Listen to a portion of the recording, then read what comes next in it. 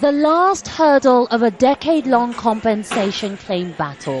17-year-old Shamsu undergoes a DNA test to prove he's a victim of a failed drug trial by the pharmaceutical company Pfizer that happened 15 years ago in Kano State, Nigeria.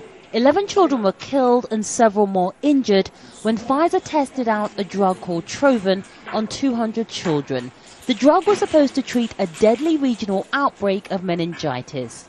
Pfizer agreed to pay $75 million in compensation in 2009, but they introduced DNA testing as part of the process for qualifying for the payment. Back at home, survivors like Shamsu, who was crippled, and their families feel the DNA test is designed to deny them of the compensation money. Many say they've already provided Pfizer with documents proving their children were part of the trial. In the claimant form we filled, they stated clearly that only when we undergo a DNA test, they will pay the compensation. Pfizer, which denies all wrongdoing, even though it's agreed to pay out $75 million, says the DNA test is designed to guard against fraudulent claims.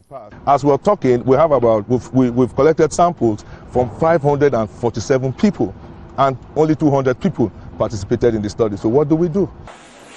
But many of the victims are poor and illiterate.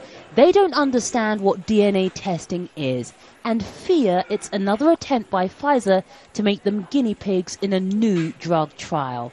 Some victims abandoned their claims when DNA testing was introduced as a condition of receiving payment.